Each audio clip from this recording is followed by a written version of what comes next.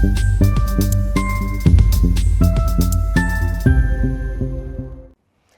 की तेज रफ्तार जिंदगी में जहां तनाव ज्यादा है, स्क्रीन ने हमारी गतिविधियों की जगह ले ली है और पौष्टिक भोजन की जगह पैकेट वाले खाने ने ले ली है। दिल की बीमारी दुनिया भर में एक बड़ी समस्या बन चुकी है और सबसे चिंता की बात तो ये है कि अब ये पहले से भी ज्यादा कम उम्र के लोगों को प्रभावित कर रही है।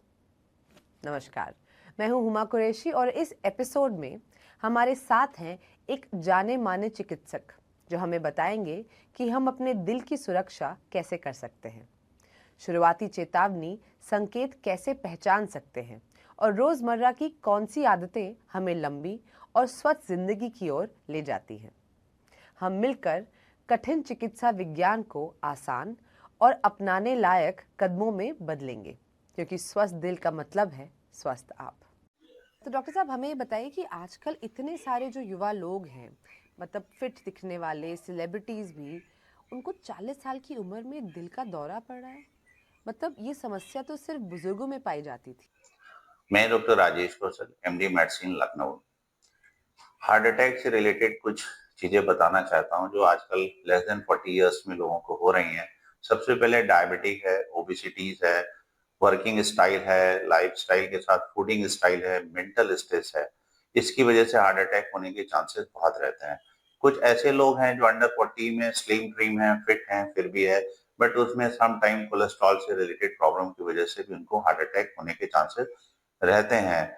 25% अप्रोक्सीमेट पूरे इंडिया में कुछ पेशेंट हैं। साउथ एशिया अप्रोक्सीमेट में मोर देन, चूंकि उनकी ओबेसिटी उनकी लाइफस्टाइल होने की वजह से उसमें ज्यादा रहते हैं। इंडियन में वो सिनेरियो थोड़े से कम रहते हैं। अगर कोई लाइफस्टाइल चेंजेस उस समय से अपनी चीजों को सेटल कर ले तो इसके चांसेस कम हो जाते हैं। डॉक्टर साहब, दिल से जुड़ी ऐसी कौन सी चेतावनी है जिसे कभी भी नजरअंदाज नहीं करना चाहिए और डॉक्टर के पास कब जाना चाहिए? कार्डियोलॉजी डायबिटिक एसोसिएटेड जो पेशेंट है उनमें चेस्ट पेन एक सबसे बड़ा सब्जेक्ट है। अगर चेस्ट पेन राइट या लेफ्ट कहीं पर भी होता है तो इट में बी अलार्मिंग साइन। आप डॉक्टर को जाकर के तुरंत ही कंसल्ट करेंगे। पेन रेडिएटिंग हो सकता है, आपके जॉ से लेफ्ट हैंड में जाता है, पेल्पिटेशंस हो सकती है, डिजीनेस हो सकती है, ब्रेथलेस एक्टिविटीज हो सकती है। अगर अर्ली साइन डिडक्शंस में आप डॉक्टर को कांटेक्ट करते हैं तो लाइफ सेविंग चांसेस बढ़ जाते हैं। इससे लाइफ सेविंग बढ़ने से पेशेंट को फ्यूचर में भी अगर इस तरह की कोई चीजें होती हैं तो डॉक्टर को एटलीस्ट इन्फॉर्म होता है कि प्रीवियस ये प्रॉब्लम थी, सो दैट आप किसी मेजर रिस्क से बच जाते हैं। अपने दिल को स्वस्थ रखने के लिए रोजमर्रा की जिंदगी में अगर हमें कुछ आदतें चुननी हो तो आप कौन सी चुनेंगे? हार्ट अटैक से बचने के लिए सबसे पहला है कि आप अपनी बैलेंस डाइट को रखिए। वेजिटेबल या जो भी फ्रूट्स जिससे कि बीपी बढ़ने की संभावनाएं होती हैं उनको अवॉइड करनी है। 150 मिनट्स एटलीस्ट 7 डेज में एक्सरसाइज करने से बहुत सारी चीजों में सुधार होता है। अगर आप स्मोकर हैं, अल्कोहलिक है, तो उसको क्विट करने की कोशिश करिए। उससे भी आपको हार्ट अटैक की प्रॉब्लम में बहुत सारे बेनिफिट्स मिलेंगे।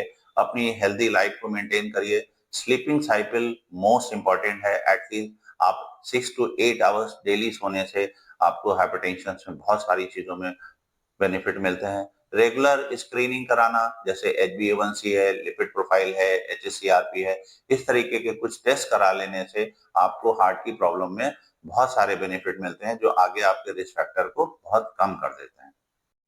डाइट और लाइफस्टाइल का वाकई दिल पे कितना असर पड़ता है और इन दोनों के बारे में आपकी सलाह क्या है? डाइट सबसे बड़ा बेनिफिट है। Up to 80% premature heart disease जो होती हैं उसमें डाइट का बहुत बड़ा रोल होता है। बहुत सारे लोग फैटी मील्स खाते हैं जिससे फैटी लिवर हो जाते हैं। डिस्लिपिडीमिया होने के जो चांसेस हैं वो बहुत सारे बढ़ जाते हैं। अगर आप अपनी डाइट में बहुत सारी चीजों को मेंटेन करने के लिए अगर डायबिटीज से रिलेटेड, हाइपरटेंशन से रिलेटेड अगर चीजों को करते हैं, रेगुलर एक्सरसाइज करते हैं, टाइम से अपने इन्वेस्टिगेशंस कराते रहते हैं जो कार्डियक से रिलेटेड रहते हैं, किसी भी समय अगर मौसम बदलते आपको कोल्ड कफ कुछ भी होता है, एटलीस्ट डॉक्टर के पास सलाह लें। किसी इधर मेडिकल स्टोर से ना, उसमें भी होने वाले जो चांसेस है जिनसे आपको हार्ट अटैक होने के चांसेस रहते हैं वो बच जाते हैं। अक्सर कहा जाता है कि तनाव इज अ साइलेंट किलर। ये दिल को कैसे प्रभावित करता है और इसे नियंत्रित करने के लिए कौन से कदम उठाने चाहिए? क्रोनिक स्ट्रेस मेजर कॉज होता है। बहुत सारे लोग होते हैं अपनी जॉब प्रोफाइल से, फैमिली से, ट्रैवलिंग से, लाइफ साइकिल स्टाइल की वजह से। आजकल टेक्निकल एक्टिविटीज बहुत बढ़ गई है, लॉन्ग टर्म एक्टिविटीज होती है, कोई इंटरनेशनल वर्क करता रहता है तो हमारे यहाँ का टाइम उसके टाइम से मैच नहीं करता है। उसकी वजह से भी इस तरीके की जो चेंजेस होते हैं, हार्ट अटैक होने के चांसेस बहुत बढ़ जाते हैं। अल्कोहल कंजम्पशन है, स्मोकिंग है, इवन मेल फीमेल दोनों लोग ही स्मोकिंग और अल्कोहल पे दोनों ही शिफ्ट हो रहे हैं। कई सारी चीजें होती हैं जिनसे डिले, फीमेल्स में लेट प्रेगनेंसीज होती है, मेल पर्सन्स में लेट उनका कुछ हो पाता है जिससे कि वो अपनी फाइनेंशियल चीजों को मेंटेन कर पाए। कुछ ऐसे लोन्स हैं, बैंक से रिलेटेड चीजें होती हैं, घर के कुछ एटमॉस्फेयर्स होते हैं जो बहुत क्रोनिक स्ट्रेस की वजह से भी हार्ट अटैक होने के चांसेस होते हैं, जिसमें काउंसलिंग करानी चाहिए। किसी भी डॉक्टर से अपनी फैमिली वालों के साथ बैठ करके उसका सोल्यूशन देखना चाहिए। इससे बहुत सी प्रॉब्लम बिना दवा के भी ठीक हो जाती हैं और हार्ट अटैक होने के चांसेस बहुत कम हो जाते हैं। तो आज की बातचीत को समाप्त करते हुए याद रखिए, आपके दिल की सेहत आपके अपने हाथों में है।